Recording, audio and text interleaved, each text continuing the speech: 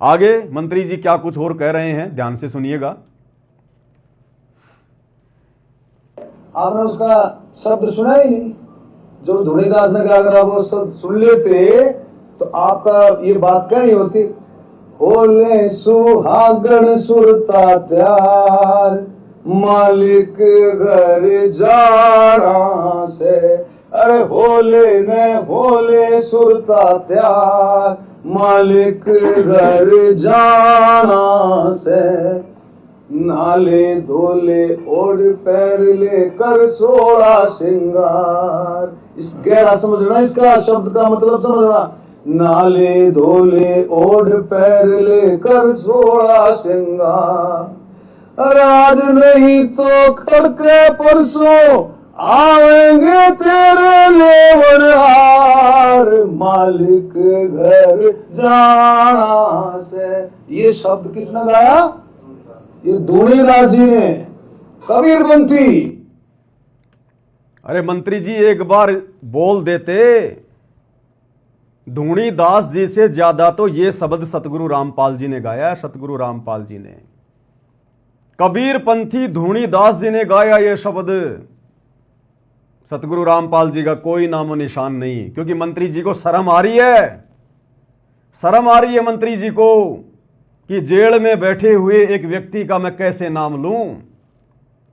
जब ये वीडियो हरियाणा की जनता में जाएगा तो लोग क्या सोचेंगे मेरे बारे में कि एक जेल में बैठे हुए, देशद्रोह का मुकदमा लगवाकर जेल में बैठे हुए व्यक्ति की मंत्री जी प्रशंसा कर रहे हैं। जनता मेरे बारे में क्या सोचेगी? मंत्री जी अपनी इज्जत रक्षा के लिए सतगुरु रामपाल जी का नाम तक नहीं ले रहे, जबकि धुनीदास जी से ज्यादा शब्द ये सतगुरु रामपाल जी ने अपने प्रवचनों में गाया, संगत में गाया। और कबीर परमात्मा का ये शब्द है जो धुनीदास जी ने गाया। कैसा सिला दिया तूने मेरे प्यार का, यार ने ही लूट लिया घर यार का। जैसे ही राजनेताओं का सवार सिद्ध हुआ, रैली समाप्त हुई, कोई नामो निशान नहीं संत रामपाल जी का, ना उनकी संगत का। और जाओ रैलियों में और कराओ अपने गुरु जी की बदनामी, तोड़ो अपनी मर्यादाएं जम के। गुरु यही देख रहा है बैठा बैठा कि ये काल इनको कितना नीचे गिरा सकता है, ये लोग मूर्खता की किस हद तक पराकाष्ठा पार कर सकते हैं। तो मंत्री जी कह रहे हैं कि आपने वो शब्द सुना ही नहीं जो धुनीदास जी ने गाया, कबीरपंथी ने। और मंत्री जी वो शब्द गा रहे हैं कि होले सुहागन सुनता त्यार, मालिक घर जाना है। नाले धोले ओढ़ पैर ले कर सोड़ा श्रृंगार, आज नहीं तो तड़के परस्यों आवेंगे तेरे लणी हार, मालिक घर जाना है। और मंत्री जी कह रहे हैं इसकी गहराई को समझना, जबकि इस शब्द की गहराई का मंत्री जी को भी नहीं पता। अगर इस शब्द की गहराई का मंत्री जी को पता होता तो मंत्री पद को 2 मिनट में ठोकर मार देते, 2 मिनट में, और भक्ति मार्ग में आ जाते, यथार्थ कबीर पंथ में। अब मंत्री जी को भी इसका मतलब समझाएंगे और वीडियो देख रहे भाई बहनों को भी इसका मतलब समझाएंगे, जो शब्द सतगुरु रामपाल जी ने गाया भी और बखूबी समझाया भी। तो गुरुदेव के आशीर्वाद से ये पवित्र पुस्तक छपी है, सतगुरु शब्द महिमा संग्रह। इसमें लगभग गुरुदेव के ज़्यादातर शब्दों को संग्रहित किया गया है। तो गुरुदेव की महिमा करते हैं। मंत्री जी ने हमें एक मौका दे दिया, क्योंकि मंत्री जी तो सामने वाले को इस शब्द का अर्थ समझा नहीं पाए, लेकिन आप और हम सतगुरु रामपाल जी के भक्तों को जिस प्रकार से गुरुदेव ने समझाया है, हम समझाने का प्रयास करेंगे। बंदी छोड़ सतगुरु रामपाल जी परमेश्वर जी की जय हो। होले सुहागण सुरता त्यार, मालिक घर जाना है तू तो। होले सुहागण सुरता त्यार, मालिक घर जाना है तेरा। सुन शिखर भर तार, मालिक घर जाना है तेरा।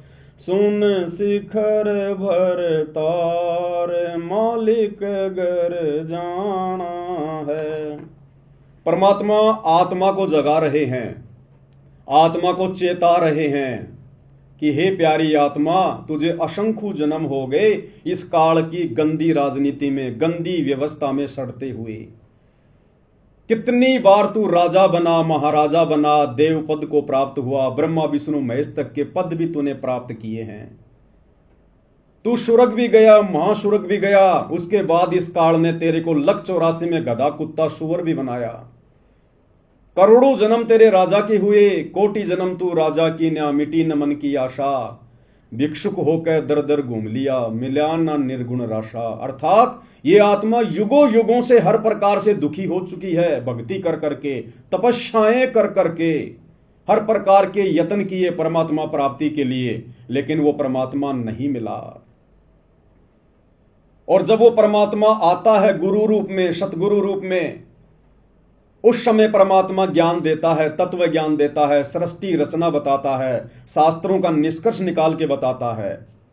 और उसके बाद गुरुदेव फिर उन आत्माओं को कहता है कि होले सुहागण सुरता त्यार। सुरता यानी आत्मा, कि इतने वचन सुनकर, इतने प्रवचन सुनकर, इतना ज्ञान लेकर, इस काल के दुखों से परिचित होकर, हे आत्मा अब तो तू तैयार हो जा उस मालिक के घर चलने के लिए, शतलोक चलने के लिए।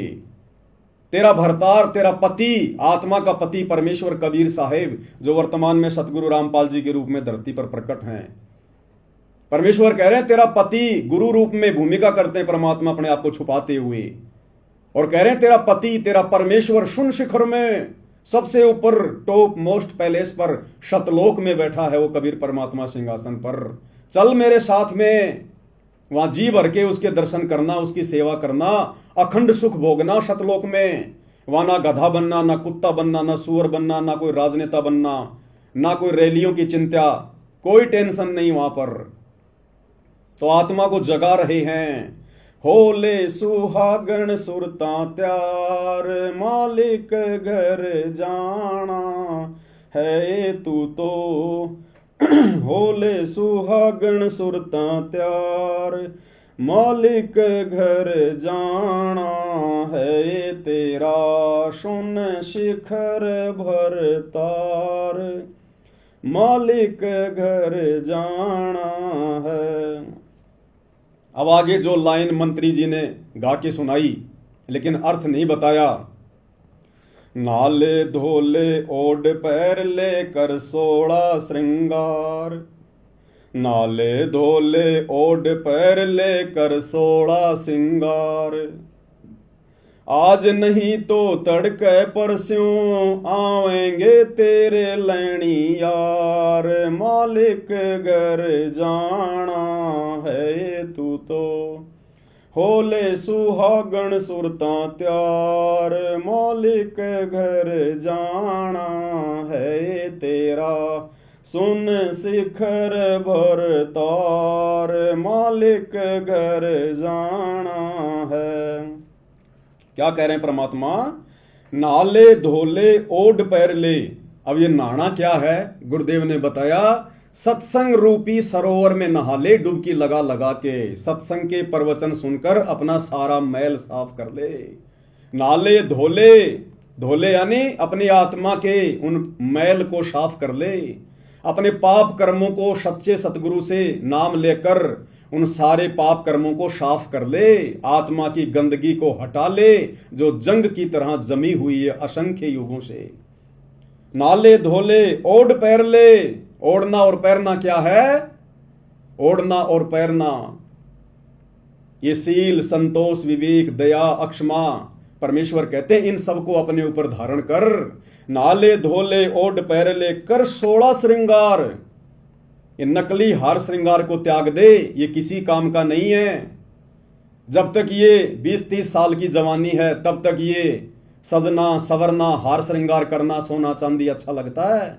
उसके बाद में कुछ नहीं, शीशे में मुंह देखना भी बूढ़ा आदमी, बूढ़ी औरत पसंद नहीं करती।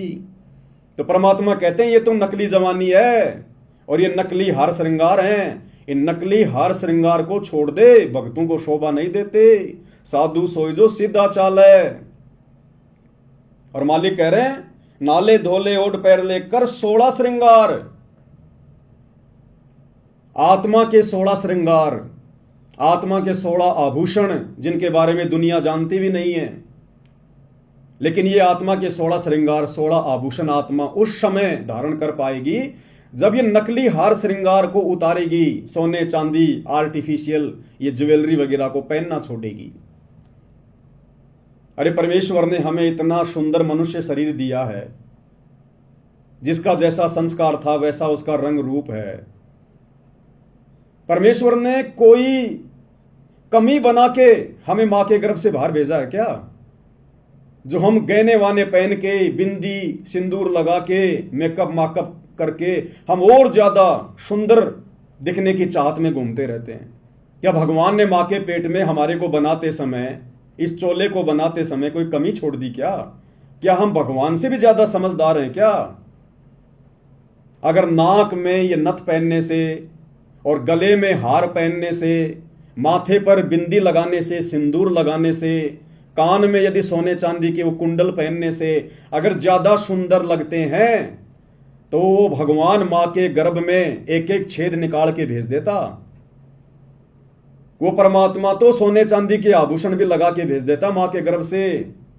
महाभारत के युद्ध में आपने वो कर्ण को तो देखा होगा, सोने का कवच था उसका, सोने का कवच, पैदाइशी सोने के कुंडल थे उसके, पैदाइशी। क्या परमात्मा आप और हमारे लगा के नहीं भेज सकता था? लेकिन हम बिना ज्ञान के, बिना आध्यात्मिक ज्ञान के, परमात्मा के द्वारा जो रचना की गई है स्त्री या पुरुष की मां के गर्भ में, हम उसमें छेड़खानी करते हैं। नाक में छेद निकलवा लिया, कान में निकलवा लिया, तरह तरह के आभूषण धारण कर लिए। ये परमेश्वर की बेइज्जती करना है कि आपको ढंग से मूर्ति बनानी नहीं आई मां के गर्भ में, आपने सुंदर बना के नहीं भेजा। सुंदर तो अब लगेंगे हम ये काल के नकली आभूषण पहन के। इसलिए आम समाज पहने तो पहने, जो लोग भक्तिहीन हैं, नकली भक्ति कर रहे हैं, जिनको भक्ति और भगवान की ABCD का भी नहीं पता, वो तो जो मर्जी पहने, जो मर्जी खाएं, जो मर्जी करें, उनसे हमें कोई लेना देना नहीं। लेकिन जब ये आत्मा सतगुरु की शरण में आ जाती है, जैसे आज धरती पर एकमात्र सतगुरु रामपाल जी, इनकी शरण में आने के बाद फिर हमने नकली आभूषणों को त्यागना पड़ेगा। आत्मा को शब्द के माध्यम से चेता रहे गुरुदेव कि नहाले धोले ओढ़ पैर ले, कि सत्संग रूपी सरोवर में डुबकी लगा लगा के नहाले, मल मल के अपना मैल उतार ले। और कल 16 श्रृंगार, अब आत्मा के 16 श्रृंगार कौन से हैं जिनको धारण किए बिना हम अपने सतगुरु को प्यारे नहीं लगेंगे? जैसे आम समाज में स्त्री तरह तरह के श्रृंगार करती है, किस लिए? ताकि मैं अपने पति देव को सुंदर लगूं। इसी प्रकार आत्मा के 16 श्रृंगार भगत ने करने पड़ेंगे, जो 16 श्रृंगार हमें गुरुदेव ने दिए हैं, जो बताए हैं। ये सात संगति का लोगो जो इस लैपटॉप के पीछे लगा हुआ आप जी देख रहे हैं, पीले कलर का, और इस पुस्तक के पीछे भी ये लोगो लगा हुआ है। इस लोगो में 16 श्रृंगार लिखे हुए आत्मा के। और गुरुदेव ने कबीर सागर का सरलार्थ करते समय स्पष्ट रूप से लिख दिया कि जब तक आप मेरे से उपदेश लेकर इन तमाम आत्मा के श्रृंगारों को पूर्णतया अपने ऊपर धारण नहीं करोगे, आप मोक्ष प्राप्ति के योग्य नहीं हो सकते। तो कौन से 16 श्रृंगार हैं? मंत्री जी तो जानते भी नहीं उनके बारे में, जो गुरुदेव ने बताए। सबसे पहला, भक्ति कर निज जीव उबारे, यानी सतगुरु से नाम दीक्षा लेकर ज्ञान को आधार बनाकर भगत का एक ही टारगेट होना चाहिए कि किस प्रकार से मेरा आत्म कल्याण हो, मेरे जीव का कल्याण हो, मैं 84 लाख योनियों में जाने से बचूं। सबसे पहला आभूषण भगत की ये सोच होनी चाहिए, भगत का ये टारगेट होना चाहिए कि भक्ति कर निज जीव उबारे। परमात्मा कहते हैं आत्म प्राण उद्धार ही और धर्म नहीं कोई। अपनी आत्मा का उद्धार करवा ले, इससे बढ़कर दुनिया में कोई धर्म नहीं। दूसरा, ज्ञान को आधार बनाकर जो सतगुरु हमें ज्ञान देते हैं, जो तत्व ज्ञान देते हैं, निष्कर्ष निकालकर यथार्थ ज्ञान, सत्य ज्ञान, उस ज्ञान को आधार बनाकर, यानी उस ज्ञान के ऊपर अमल करके हम भक्ति सफल कर सकते हैं। विवेक, अब ये विवेक लगाने की बात थी। ये जब भगत समाज को आश्रम में बुलाया गया और उसके बाद जब 500 बसें आई, उन बसों में उनको बैठकर रोहतक के पैरावर में परशुराम जयंती में जाने के लिए कहा गया, तो उस समय भक्तों ने अपना विवेक लगाना चाहिए था कि भाई हम तो गुरु जी के दर्शनों के लिए आए थे, हमें वहां पर क्यों भेजा जा रहा है? हमारा क्या लेना देना मंत्री जी की रैलियों से? हम इतनी दूर से चलकर यहां पर मंत्री जी की रैली को सफल बनाने आए हैं क्या? परशुराम जी की जयंती से हमें क्या लेना देना? हमारे क्या लगे परशुराम जी? जिन लोगों के लगे वो अपना मनाए। जब दुनिया वाले हमारे गुरु जी का प्रकट दिवस मनाने के लिए आश्रम में नहीं आ रहे, तो हम परशुराम जी की जयंती मनाने क्यों जाएं भाई? तो यहां पर भक्तों ने विवेक का इस्तेमाल करना चाहिए था, लेकिन नहीं किया। चौथा, सत्य। भगत को हमेशा सत्य भाषण करना चाहिए। सत्य बोलने में जो भी कठिनाई आती है, गुरुदेव ने बताया, भगत का तप बनता, तप भक्ति बनती है। तो भगत ने हमेशा सत्य भाषण करना चाहिए। शांति निज धर्मा। भगत ने अपने जीवन में शांति को लाना चाहिए। हड़बड़ाहट में नहीं जीना चाहिए, जल्दबाजी में फैसले नहीं लेने चाहिए। शांति रखनी चाहिए भगत ने अपने गुरुदेव पर विश्वास करके कि मैं बिल्कुल पावरफुल हाथों में हूं, सतगुरु के हाथों में आ गया। मैं तो सतगुरु की जो है वो कठपुतली हूं। मेरा तो आत्म कल्याण निश्चित है। मेरा अब कुछ नहीं बिगड़ सकता। काल का विधान मेरे ऊपर लागू नहीं है जब तक मैं गुरु की मर्यादा में रह के भक्ति करूंगा। तो इन सारी बातों को सोचकर भगत ने अपने जीवन में शांति लानी चाहिए कि मेरा तो आत्म कल्याण निश्चित है। जब भगत को ये पूरी तरह से कन्फर्म हो जाएगा कि मेरा आत्म कल्याण निश्चित है, तो फिर चिंता किस बात की होगी, फिर टेंशन किस बात की होगी। आदरणीय गरीबदास जी ने कहा कि अजब नगर में ले गए हमको सतगुरु आण, और जिलके बिंब अगाध गति हम सूते चादर ताण। जब आदरणीय गरीबदास जी कबीर परमात्मा के साथ में गए, सतलोक देख कर आए, जब सारी व्यवस्था देख ली अपनी आंखों से कि हाँ बिल्कुल सत्य, परम सत्य, हम तो काल के जाल में फंसे हुए हैं, ये काल हमें 84 में ठोकता है, नरक में ठोकता है, थोड़े बहुत दिन के लिए राजा महाराजा बना देगा, देवता बना देगा, उससे ज्यादा कष्ट फिर ये नरक में देता है। फिर ऊपर सतलोक में गए, वहां के सुख देखे, ठाट बाट देखे, उसके बाद उनको कन्फर्म हो गया कि जिलके बिंब अगाध गति हम सूते चादर ताण, कि अब हमें कोई चिंता नहीं है, हमारा आत्म कल्याण तो निश्चित है। तो इसी प्रकार वर्तमान में सतगुरु रामपाल जी भगवान अपने सत्संग सुना सुनाकर हमें सतलोक दिखा रहे हैं। सतलोक का वर्णन करके हमने अपने बाप के वचनों पर विश्वास करना पड़ेगा, तब हमारी भक्ति सफल होगी। हर किसी को सतलोक नहीं दिखाएगा परमात्मा। उन आत्माओं को केवल अपना गवाह बनाना था, इसलिए सतलोक दिखाया। वर्तमान में सबको नहीं दिखाएगा। हमने उस सुयोग्य बेटी की तरह अपने बाप के ऊपर विश्वास करना पड़ेगा। जिस बेटी का बाप अपनी बेटी का रिश्ता तय करके आता है और आकर उसकी मां को बताता है कि ऐसा ऐसा घर है, ऐसा ऐसा लड़का है, ऐसा उसका बिजनेस है, और लड़की कान लगाकर सुनती रहती है।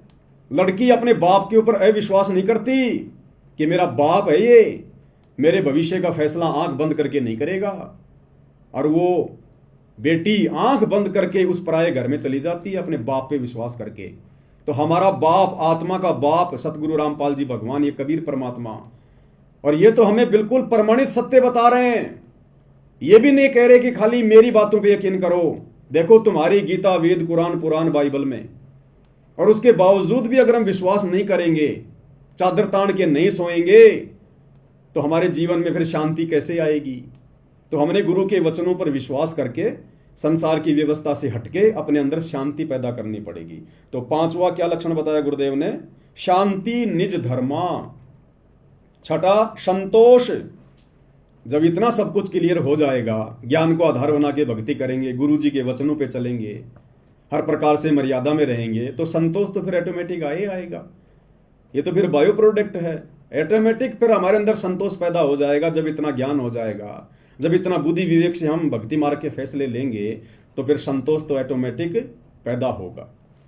प्रेम भाव, अपने सतगुरु में प्रेम भाव, अपने बच्चों में भी प्रेम, माता पिता में भी प्रेम, लेकिन वो प्रेम अलग है। सतगुरु से हमने विशेष प्रेम करना है। अपने परिवार में, समाज में, रिश्तेदारी में तो केवल इतना ही प्रेम करना है कि हमारा बस काम निकल जाए। भाई मीठा बोलना, प्यार से बोलना, लड़ाई झगड़ा ना करना, किसी की आत्मा ना दुखाना, ये वाला प्रेम तो हमने यहां करना है जब तक हम इस शरीर में।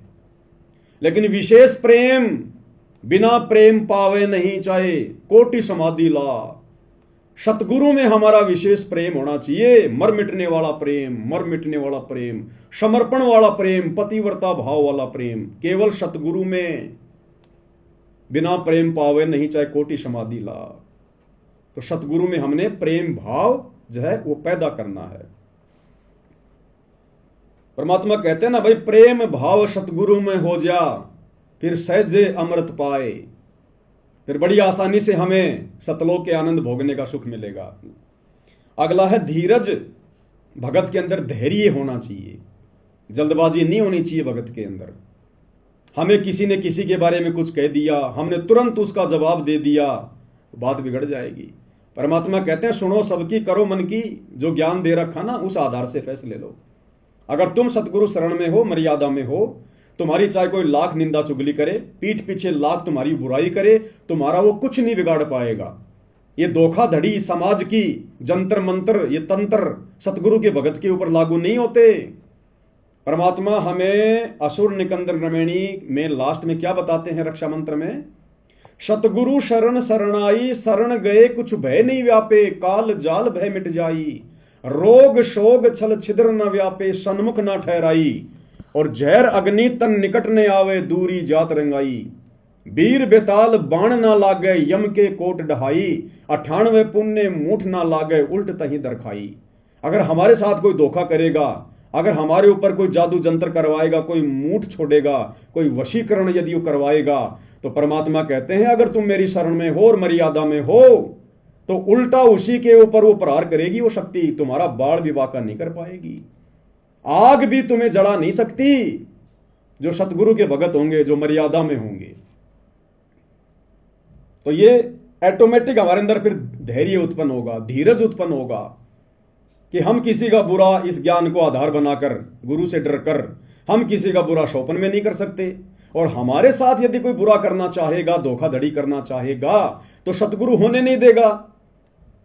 अब ये धोखाधड़ी हो गई ना आश्रम से जुड़े हुए भाई बहनों के साथ में, क्योंकि वो मर्यादा में नहीं है, गुरु को भगवान नहीं मानते, इसलिए काल ने गुरु जी के परिवार के माध्यम से भक्तों को धोखा दे दिया और परशुराम की जयंती में जाके ठोक दिया। हम सत्सेवकों को धोखा क्यों नहीं दे पाया काल? हम साध संगति से जुड़े हुए भाई बहनों को धोखा क्यों नहीं दे रहा? क्योंकि हम गुरु को परमात्मा मानकर मर्यादा में रह के भक्ति कर रहे हैं, तो गुरु हमारे साथ धोखाधड़ी होने नहीं देगा। तो धीरज। अगला है मित्र सम सबको चित धारे, सबको मित्र भाव से देखे। यहां हमारा कोई शत्रु नहीं है। इस तत्व ज्ञान से हमें पता चलेगा कि हमारा पिता एक ही है, कबीर भगवान, जो वर्तमान में सतगुरु रामपाल जी के रूप में धरती पर प्रकट है। और गुरुदेव हमें बारंबार शिक्षा देते हैं कि बच्चों, अगर आपने भक्ति सफल करनी है तो अपने गुरु के, अपने परमात्मा के पद चिन्हों पर चलना पड़ेगा। कबीर खड़ा बाजार में मांगे सबकी खैर, ना काहू से दोस्ती ना काहू से बैर। एक शत्रु एक मित्र है, भूल पड़ी रे प्राण, यम की नगरी जाएगा शब्द हमारा मान। तो गुरुदेव भगवान कह रहे हैं कि बच्चों, अगर तुमने भक्ति पर सफलता प्राप्त करनी है तो अपने गुरु के पद चिन्हों पर चलना पड़ेगा। यहां हमने ना किसी से विशेष कोई मित्रता रखनी है। अगर भगत ने यहां पर किसी के साथ विशेष मित्रता रखी तो परमात्मा कहते हैं कि काल उसको त्रिकुटी पर ठगेगा, उस मित्र के रूप में ठग लेगा उसको। और किसी से बैर भाव तो हमने रखना ही नहीं, यहां पर शत्रु भाव तो रखना ही नहीं। शत्रु भाव रखेंगे तो हमारी आत्मा पाक साफ नहीं हो पाएगी, निर्मल नहीं हो पाएगी, फिर भी हम काल के जाल में रह जाएंगे। तो ना हमारा यहां कोई मित्र है, ना हमारा यहां कोई शत्रु है। हमारा एक ही मित्र है, हमारा गुरु, हमारा सतगुरु। तमेव माता च पिता तमेव, तमेव बंधु च सखा तमेव, और तमेव विद्या च द्रविणम तमेव, तमेव सर्व मम देव देव। हमारा केवल एक ही है, सतगुरु, बाकी हम यहां पर लावारिश हैं। तो मित्र सम सबको चित धारे, ये भी भगत के अंदर लक्षण होना चाहिए। ये आत्मा के श्रृंगारों की बात हो रही है। अगला है त्याग। एक भगत के अंदर मोक्ष प्राप्ति के लिए त्याग की भावना होनी चाहिए। अपने सतगुरु के चरणों में सब कुछ समर्पण करने की, त्याग करने की भावना होनी चाहिए। हमें रिहर्सल करनी है जीवित मर के। जीवित मरने का मतलब है हमने यहां किसी भी चीज में कोई विशेष इच्छा जाहिर नहीं करनी। दूसरों की देखा देखी हमने अपने मन को अशांत नहीं करना, विचलित नहीं करना। अगर कल गुरुजी आ गए विमान लेके कि बेटा चल सतलोक, क्या हम सब कुछ त्यागने को तैयार हैं? क्या हमें इस कदर ज्ञान हो चुका है कि हम इस काल की नश्वर संपत्ति को अपना नहीं मान रहे? हम एक पल में सब कुछ छोड़ने को तैयार हैं या नहीं है? तो हमने रिहर्सल करनी है ये गुरु के सत्संग सुनकर, ज्ञान को आधार बनाकर, साध संगति के माध्यम से, कि ना जाने मेरा लेने वाला, मेरा लणिहार वो कब आ जाए और मुझे उसके साथ में चलना पड़ जाए। जब लड़की का लणिहार आ जाता है उसको लेने के लिए, और वो लड़की सब कुछ छोड़ छाड़ देती है 2 मिनट में, लेके अपना बक्सा और अपने पति के साथ में चल पड़ती है। जिस माँ बाप ने उस लड़के को 20 साल तक पाला पोषा, उसकी जरूरतों को पूरा किया, अब उस लड़के का विशेष प्रेम अपने पति में बन गया। पति में, उस पति के लिए अपने माँ बाप के घर को भी छोड़ देगी, अपने सास ससुर को भी छोड़ देगी। जब न्यारे होते हैं, 2 भाई अलग अलग होते हैं, तो 2 मिनट में वो लड़की सबको छोड़ छाड़ के और अपने पति की तरफ जाके खड़ी हो जाती है। तो इस काल लोक को जो गुरुदेव ने दिखा दिया, बता दिया, ये खोकापुर झूठा लोक, हर चीज नश्वर, ये नष्ट होता है। असंख्यों बार यहां पर महाप्रलय हो चुकी है, सब कुछ नष्ट हो जाता है, मिट्टी मिट्टी हो जाता है। फिर यहां हमारा है क्या? तो गुरुदेव कह रहे हैं आपके अंदर इतनी त्याग की भावना होनी चाहिए, इतनी प्रबल, कि मेरे गुरु के एक इशारे पर सब कुछ छोड़ छाड़ के, आत्मा से छोड़ना पड़ेगा, शरीर से नहीं। शरीर से तो सबका ही छूटता है मरने के बाद में। जिसने जीवित मरने की रिहर्सल कर ली, जिसने ज्ञान को आधार बना के कि यहां मेरा कुछ नहीं है, ये 21 ब्रह्मांड तो मेरे बाप ने, सतगुरु रामपाल जी भगवान ने काल को भीख में दिए उसकी तपस्या के बदले। अगर इसी 21 ब्रह्मांड की संपत्ति पर भी यदि किसी का अधिकार है तो काल का अधिकार है, मेरा नहीं है। ये मेरा देश नहीं है, मेरा घर नहीं है। होले सुहागण सुरता त्यार, मालिक घर जाना है, तेरा सुन शिखर बरतार। हमारा पति ये काल नहीं है, हमारा पति कबीर साहब है, जो वर्तमान में सतगुरु रामपाल जी के रूप में हमें लेने के लिए आए हुए हैं। तो परमेश्वर कह रहे हैं भगत के अंदर त्याग की भावना भी होनी चाहिए, वैराग, हमारे अंदर वैराग उत्पन्न होना चाहिए। हमारी आंखों से आंसू निकलने चाहिए, सतगुरु को याद करके, काल के दुखों को याद करके, सतलोक के सुखों को याद करके। हमारे अंदर वैराग्य उत्पन्न होना चाहिए अपने गुरु जी के प्रति, अपने महबूब के प्रति, कि परमेश्वर आपने कैसे दया बख्शी, अनंत युगों से परमात्मा आप हम नीचों के पीछे भटक रहे हो, हमारे लिए इस गंदे लोक में आकर, जिस लोक की तरफ सतलोक जाने के बाद कोई देखना भी पसंद नहीं करता, आप इस गंदे लोक में आते हो, यहां रहते हो, एक पूरा जीवन लीला करते हो। ये परमेश्वर हम नीचों के लिए। तो इन सब बातों को विचार करके अपने गुरु जी के प्रति प्रेम उमड़ना चाहिए, वैराग्य होना चाहिए। निष्कर्मा, भगत ने कोई भी कार्य निष्क्रम भाव से करना चाहिए। लोभ लालच छल कपट राग द्वेष भगत के नजदीक भी नहीं होना चाहिए। गुरुदेव भगवान सत्संगों में समझाते हैं, मैं पवन दास कोई उपदेश नहीं दे रहा, मैं भी आपकी तरह 2 कोटि का जीव हूं, मालिक का विधान आपको बता रहा हूं, ये मेरे ऊपर भी लागू है, सब पे लागू है। ये निष्कर्मा और भक्ति हमने निष्कर्म भाव से करनी है। इस भक्ति के प्रतिफल में हमने कोई सांसारिक डिमांड अपने गुरु से नहीं करनी, कोई इच्छा अपने मन में नहीं करनी। दंडवत करते समय, आरती करते समय, मंत्र जाप करते समय, हमारा बाप, हमारा गुरु अंतर्यामी है, उन्हें सब पता है हमें कब किस चीज की आवश्यकता है। और ये सावड़सा सेठ है, सर्वशक्तिमान है, फिर भला इनसे मांगने की जरूरत क्या है? अगर हम मर्यादा में रह के भक्ति करेंगे, अगर भक्ति सही प्रकार से करेंगे, तो गुरु हमें किसी चीज के अभाव में रहने नहीं देगा। गुरुदेव ने हमें बताया कि बच्चों तुम्हें तो मांगना भी नहीं आता, क्या मांगना चाहिए अपने गुरुदेव भगवान से? भक्ति दान मोहे दीजियो देवन के देवा हो, भक्ति दान गुरु दीजियो देवन के देवा हो, जन्म पाया भूलों नहीं करहूं पद सेवा हो। गुरुदेव ने बताया कि तुमने केवल भक्ति मांगनी चाहिए अपने गुरु से, अपने भगवान से, केवल भक्ति। भक्ति में सब कुछ आ गया। गुरुदेव ने एक उदाहरण दिया, एक पिता ने अपने बेटी की शादी कर दी, कुछ समय के बाद में बेटी और उसकी सास का आपस में झगड़ा रहने लगा। तो सास ने अपनी पुत्र वधू के बाप को बुलाया। उसने कहा जी क्यों बुलाया, क्या बात है? बोला जी आपकी जो लड़की है ना इसको ले जाओ आप। बोला जी क्यों, कोई बात भी होगी? बोला जी ये किसी चीज को छोड़ती नहीं है, ये किसी चीज को नहीं छोड़ती है। दही ये खा जाती है, मलाई ये खा जाती है, घी ये खा जाती है, छाछ ये पी जाती है, ये छोड़ती नहीं किसी चीज को। तो उस पिता ने अपनी बेटी से कहा कि बेटी तू एक काम किया कर, तू छिक के दूध पी लिया कर, ये मलाई फलाई घी घा छोड़ दे, तू दूध पिया कर ढंग से, दूध में दही भी आ गया, छाछ भी आ गई, मलाई भी आ गई, मक्खन भी आ गया और घी भी आ गया, तन और कुछ खाने की आवश्यकता नहीं पड़ेगी। तो इसी प्रकार गुरुदेव कह रहे हैं बच्चों तुम मर्यादा में रह के भक्ति कर लो, अपने गुरु के वचन में रह के समाज से संघर्ष करो मर्यादाओं के लिए। तुमने उसके बाद अपने गुरु से या समाज से किसी से कुछ मांगने की जरूरत नहीं पड़ेगी, तुमने हाथ फैलाने की जरूरत ही नहीं पड़ेगी। वो अंतर्यामी तुम्हें समय से पहले देगा, समय से पहले, उसको सब पता है। जब तुम अपने गुरु पर आश्रित हो जाओगे ना, ये जीव अभाव में उसी समय तक रहता है जब तक गुरु के प्रति समर्पित नहीं है। गुरुदेव ने उदाहरण दिया कि एक 6 महीने का बच्चा, साल भर का बच्चा, वो पूर्णतया अपने माता पिता पे जो है वो आश्रित होता है, समर्पित होता है। और माता पिता सर्दी आने से पहले उसके मोजे, जूते, स्वेटर, कोट पहले व्यवस्था कर लेते हैं। उस बच्चे को नहीं पता कि आगे क्या होने वाला है, सर्दी आएगी या गर्मी आएगी या ओले गिरेंगे, लेकिन वो बच्चा अपने माता पिता पे समर्पित है। इसलिए माता पिता को चिंता है, जो जाकी शरणा बसै ताको ताकी लाज, जल स्यों ही मछली चढ़ जाती बह जाते गजराज। तो जब हम अपने गुरुदेव पर आश्रित हो जाएंगे पूर्णतया, फिर देखना ये परमात्मा खुले हाथ से हमें इस गंदे लोक के सुख भी भुगवाएगा। तो हमने केवल भक्ति मांगनी है परमात्मा से और निष्क्रम भाव से भक्ति करनी है, कोई डिमांड नहीं करनी हमने गुरुदेव से।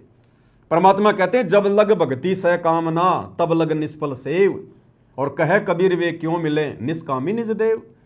जब लग भक्ति सह कामना, जब तक आप इस सतगुरु की भक्ति को मन में किसी प्रकार की डिमांड या इच्छा रख के करते हो, तब लग निष्फल सेव, तुम्हारी पूजा तुम्हारी भक्ति निष्फल है, बेकार है। और कहे कबीर वे क्यों मिले निष्कामी निज देव, वो परमात्मा तो निष्काम भक्ति करने वालों को प्राप्त होता है, तुम्हें क्यों मिलेगा। तो निष्क्रम भाव से हमने भक्ति करनी है।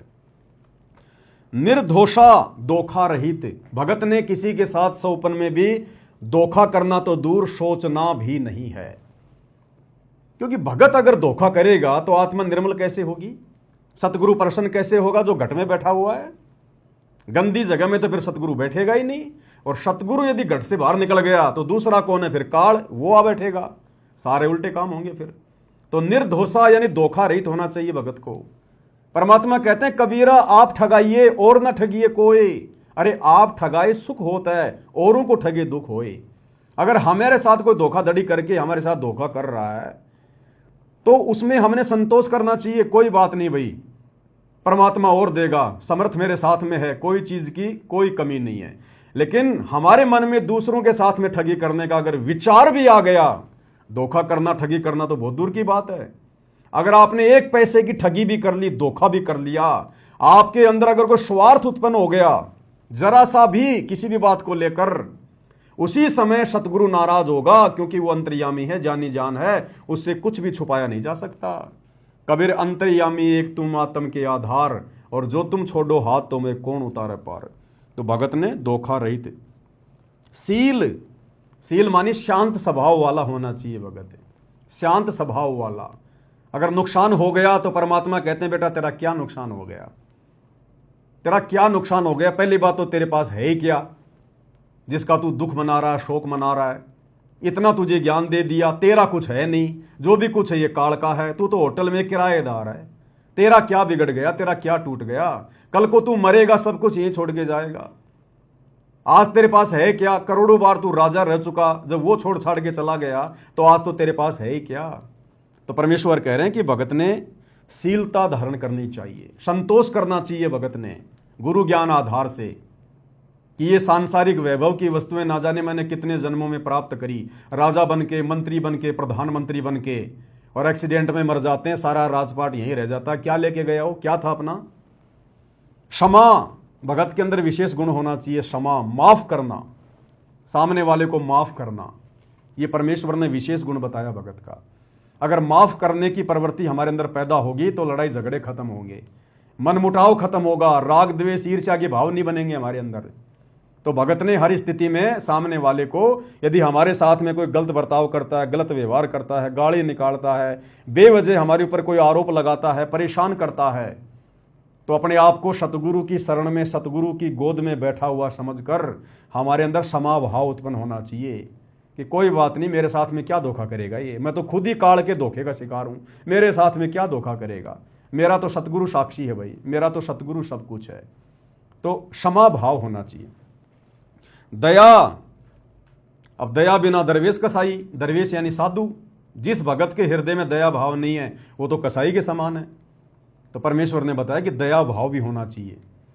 भगत ने कोई जीव हत्या नहीं करनी चाहिए, जीव हत्या का समर्थन नहीं करना चाहिए, किसी के साथ में मार पिटाई नहीं करनी चाहिए। भले हमें कोई 2 थप्पड़ मार ले हमें मंजूर है, लेकिन भगत ने, चाहे भगत पहलवान है और सामने वाला अगर 5 साल का बालक भी गाली दे रहा है तो भी भगत ने उल्टा जवाब नहीं देना चाहिए उसको बालक समझ के, नादान समझ के, क्योंकि हमने गुरु प्रसन्न करना है।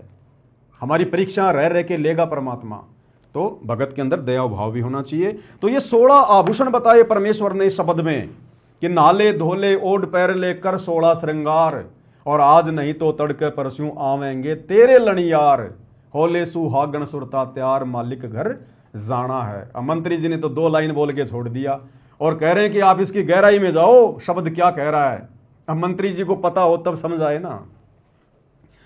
अगली लाइन में क्या कहा परमेश्वर ने, नाले धोले ओढ़ पैर लेकर 16 श्रृंगार, नाले धोले ओढ़ पैर लेकर 16 श्रृंगार, आज नहीं तो तड़के परस्यों आवेंगे तेरे लैणी यार, मालिक घर जाना है तू तो होले सुहागण सुरता त्यार, मालिक घर जाना है तेरा, सुन शिखर भर तौर, मालिक घर जाना है। क्या कह रहे हैं, आज नहीं तो तड़के परस्यों आवेंगे तेरे लणिहार। परमेश्वर कह रहे हैं समय रहते सत्संग रूपी सरोवर में नाले, मलमल के आत्मा के पाप कर्म धोले, आत्मा को 16 श्रृंगारों से सुसज्जित करके सतगुरु को प्रसन्न कर ले।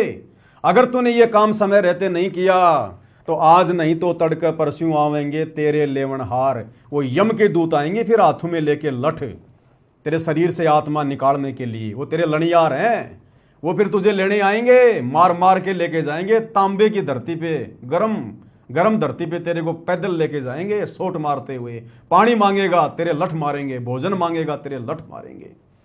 तो कहते हैं या तो समय रहते सतगुरु की शरण में आकर भक्ति कर ले, ये गंदी राजनीति छोड़ दे, भक्ति का पाठ पढ़ ले, सतगुरु को प्रसन्न कर ले, अन्यथा वो यम के दूत तैयार खड़े हैं, तैयार तेरी दुर्गति करके लेके जाएंगे, दुर्गति करके।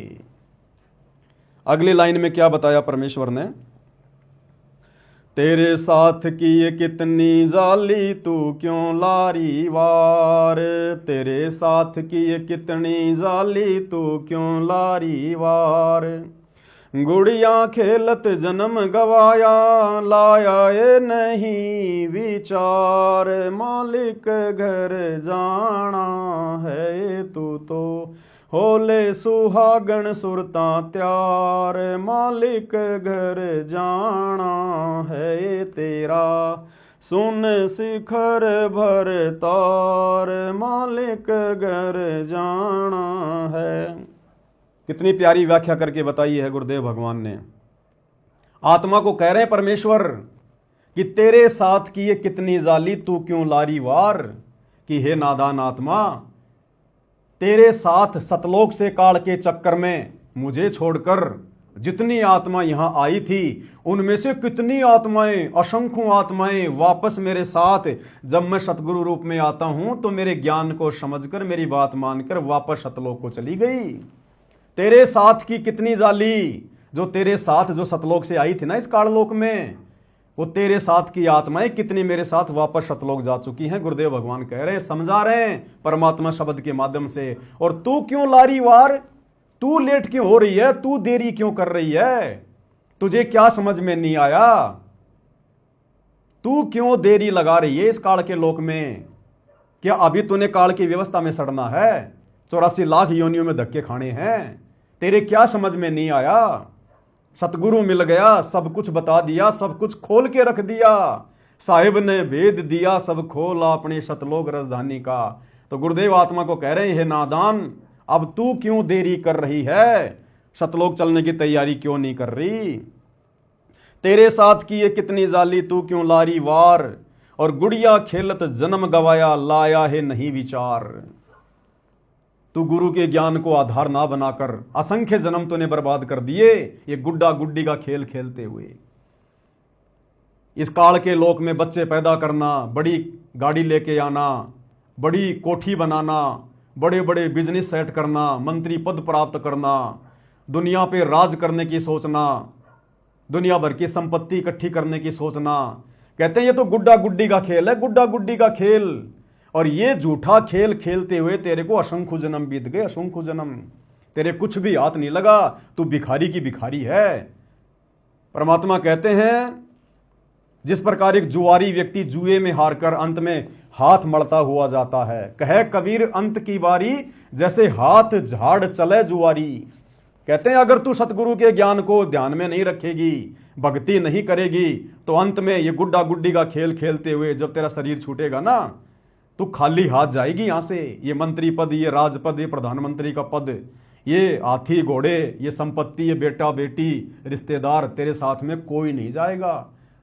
इन सब को प्राप्त करने के लिए तूने जो जीवन बर्बाद कर दिया, जो झूठा खेल खेला है, जो पाप कर्म तूने इकट्ठे किए हैं, कहते हैं फिर वो पाप कर्म की गठड़ी बांध के लेके जाएगी तू, फिर नरक में भोगेगा, 84 लाख में भोगेगा। तो परमेश्वर आत्मा को जगा रहे हैं, गुड़िया खेलत जन्म गवाया, लाया है नहीं विचार, मालिक घर जाना है। आगे क्या कह रहे हैं गुरुदेव, सतगुरु म्हारे बाणिया है करत बिणज व्यवहार, सतगुरु म्हारे बाणिया है करते बिणज व्यवहार। बिन डांडी बिन पालड़े है तोल दिया संसार, मालिक घर जाना है तू तो होले सुहागण सुरता त्यार, मालिक घर जाना है तेरा सुन शिखर भर तार, मालिक घर जाना है। सतगुरु म्हारे बाणिया है करते बिणज व्यवहार। जो बाणिया होता है, जो लालाजी होता है ना, सेठ वैश्य, वो किस तरह से अपना व्यापार करता है, वो ठगी का काम नहीं करता, एक एक पैसे का हिसाब रखता है। तो कहते हैं हमें जो सतगुरु मिल गए ना, वो बाणिये की तरह हैं और भक्ति रूपी ये बिणज कर रहे हैं, भक्ति का सौदा करने आए सतगुरु, भक्ति मुक्ति के दाता सतगुरु, भटकत प्राण फिरंदा, उस साहिब के हुक्म बिना नहीं तरवर पात पिलंदा। तो हमारे सतगुरुदेव ने, हमारे भगवान ने आज ये भक्ति रूपी सौदा बिल्कुल खरा खरा कर दिया, खरा खरा। सारे धर्म शास्त्रों का निष्कर्ष निकाल के रख दिया, निचोड़ निकाल के रख दिया, हर धर्म के मानने वाले के धर्म शास्त्रों का खरा खरा सौदा कर दिया। सतगुरु म्हारे बाणिया है करते बिणज व्यवहार। तो ये भक्ति रूपी व्यापार परमेश्वर ने बिल्कुल ऐसा कर दिया है कि 9 मन सूत उलझिया ऋषि रहे जकमार, और सतगुरु ने ऐसा सुलझा दिया अब उलझे न दूजी बार। जो भक्ति मार्ग के उलझे हुए रहस्यों को धर्मशास्त्रों से सतगुरु रामपाल जी ने सत्संग कर करके सुलझा दिए, सत्संग बना बना के छोड़ दिए, इस कलयुग में नहीं उलझेगा। हाँ, अगर किसी की नीयत नहीं है भक्ति करने की, पार होने की, वो बात अलग है। बाकी सतगुरु ने कोई कमी नहीं छोड़ी भक्ति रूपी व्यापार करने में। हर चीज को बिल्कुल क्लियर आईने की तरह कर दिया कि भैया तुमने देख लो, अब ये तो है काल, ये है 21 ब्रह्मांड, ये है नकली लोक, और तुम सतलोक में रहा करते थे। सृष्टि रचना के माध्यम से बता दिया तुम क्या सुख भोगा करते थे और कैसे तुम काल के साथ नीचे आए, कैसे आज तुम्हारी दुर्गति हो रही है। एक जन्म में तुम्हारे को इंसान बना दिया, स्त्री या पुरुष, तुम सारे दुखों को भूल जाते हो, गधे कुत्ते सुअर वालों को, हैं, मगन हो जाते हो तुम। जब सतगुरु आता है तो तुम सुनते नहीं, फिर अगले जन्म में गधे कुत्ते बन के फिर तुम रोते हो, फिर तुम्हारा बाप तुम्हारे लिए बार बार यहाँ आता है, भटकता है, तुम्हारे दुख में वो स्वयं भी दुखी होता है। तो परमेश्वर कहते हैं कि मैंने तो सब कुछ निष्कर्ष निकाल के दे दिया, अब तेरी इच्छा, तुझे काल की व्यवस्था में सड़ना है या मेरे साथ में सतलोक चलना है। बिन डांडी बिन पालड़े तोल दिया संसार, बिना डांडी बिना पालड़े के। बढ़िया तो डांडी और पालड़े से तोलता है, गुरुदेव ने तो बिना डांडी और पालड़े के अपने आध्यात्मिक ज्ञान से, अपने तत्व ज्ञान से नीर खीर का निवेरा कर दिया गुरुदेव ने। तो कहते हैं सतगुरु म्हारे बाणिया है करते बिणज व्यवहार, बिन डांडी बिन पालड़े है तोल दिया संसार, मालिक घर जाना है। ब्रह्मा विष्णु महेश की क्या स्थिति है, देवी देवताओं की क्या स्थिति है। तुम्हारे को एक बार मनुष्य जन्म मिलता है, फिर 84 लाख योनियों का चक्कर काटना पड़ेगा, भयंकर कष्ट उठाने पड़ेंगे, गधे के शरीर में, सूअर के शरीर में टट्टी खाना पड़ेगा, ऐसी दुर्गति करेगा, राजा बनोगे, सैनिक बनोगे, तुम्हारी गर्दनें कटेंगी, युद्ध होंगे, फिर कुत्ते बनोगे, तुम्हारे सर में कीड़े पड़ेंगे। तो गुरुदेव ने बिन डांडी बिन पालड़े के पूरा अध्यात्म बिल्कुल क्लियर कर दिया। लास्ट में क्या कह रहे हैं गुरुदेव भगवान, सुन सिकर में सेज पिया की हंस हंस कर ले प्यार, सुन सिकर में सेज पिया की हंस हंस कर ले प्यार। कहें कबीर सुनो मेरी सजनी, लूटो न अजब बहार, मालिक घर जाना है तू तो होले सुहागण सुरता त्यार, मालिक घर जाना है तेरा सुन शिखर भर तार, मालिक घर जाना है। सुन शिखर में सेज पिया की, सुन शिखर सबसे ऊपर टॉप मोस्ट पहले सतलोक, कहते हैं वहां पर तेरे पिया की, तेरे गुरु की, तेरे भगवान की सेज है, उसका सिंहासन है वहां पर। और हंस हंस कर ले प्यार, अपने गुरुदेव के लाड़ लड़ा वहां पर, जितना मर्जी सुख भोग, जितने मर्जी दर्शन कर, तू वहां स्वतंत्र है। वहां कोई पढ़ाई नहीं, कोई लिखाई नहीं, कोई काम धंधा नहीं, कोई रोग नहीं, कोई बीमारी नहीं, कोई छल कपट नहीं, कोई वहां पर कोई गरीबी नहीं, कोई दारिद्रता नहीं, कोई लड़ाई झगड़ा करने वाला नहीं, कोई मुकदमाबाजी करने वाला नहीं, शरीर में रोग नहीं, अखंड सुख है वहां पर। ना ये शरीर वहां बूढ़ा होता, ना वहां पर मृत्यु होती, केवल एक बार जन्म होगा आत्मा का सतगुरु की शब्द शक्ति से, उसके बाद ये आत्मा युवा अवस्था में आ जाएगी, फिर सदा युवा ही रहेगी। ना वो आत्मा कभी मरेगी, ना आत्मा का विनाश होगा, और ना ऊपर के चारों लोकों का कभी विनाश होगा।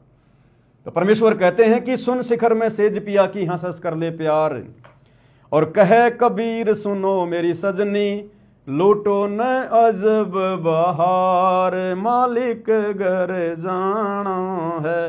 कहे कबीर सुनो मेरी सजनी, यानी हम आत्मा है, वो हमारा बाप, हमारा परमात्मा है, वो हमारा सजना है, हम उसकी सजनी हैं, वो हमारा महबूब है, हम उसकी प्रियतमा हैं।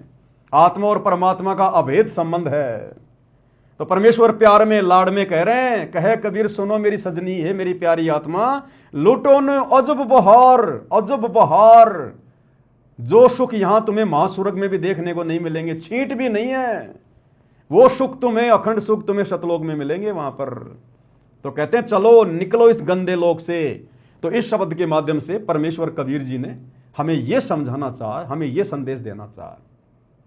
अब इस शब्द की गहराई को यदि कोई मंत्री जी समझ जाए तो क्या वो ये राजपद स्वीकार करेगा क्या, जिस राजपद में निरेक जो है वो कर्म फोड़ने के अलावा दूसरा कुछ भी नहीं है। कितनी झूठ बोलनी पड़ती है, कितने झूठे वादे इरादे करने पड़ते हैं, सारा दिन टेंशन में, और मिलता अंत में कुछ नहीं भैया, मिलता अंत में कुछ नहीं है। 10 15 20 साल राज कर लो, उसके बाद क्या करोगे, खुद के बच्चों से सेवा कराने के काबिल भी नहीं रहोगे बिना भक्ति के, ये दुर्गति होगी। फिर अंत में पार्कों में अकेले बैठे रहोगे, कोई तुम्हें नमस्ते करने वाला भी नहीं मिलेगा। और शरीर इस तरह से घेर लेता है इन मंत्रियों के शरीरों को। भारत देश का इतिहास उठा के देख लो, जितने भी प्रधानमंत्री हुए हैं किसी न किसी रोग से मरे हैं, एक्सीडेंट में मरे हैं, अकाल मृत्यु हुई है। बिना सत भक्ति के आज हमारे भारत देश के इतिहास में जितने भी संत महात्मा हुए हैं, बड़े बड़े ऋषि मुनि हुए हैं, आज इतिहास उठा के देख लो, सबकी दुर्गति से मौत हुई है, सबकी दुर्गति से। दास इसके ऊपर पहले वीडियो बना चुका है। केवल संत भगत, सच्चे सतगुरु की सच्ची भक्ति करने वाले, नरसिंह भगत को देख लो, धना भगत को देख लो, धर्मदास जी को देख लो, गरीबदास जी को देख लो, नानक जी को देख लो। परमेश्वर ने उनका ऐसे शरीर छुड़वाया जैसे पका हुआ आम जरा सी हवा लगते नीचे गिर जाता है। उनको कष्ट नहीं उठाना पड़ता, हाय हाय नहीं करनी पड़ती।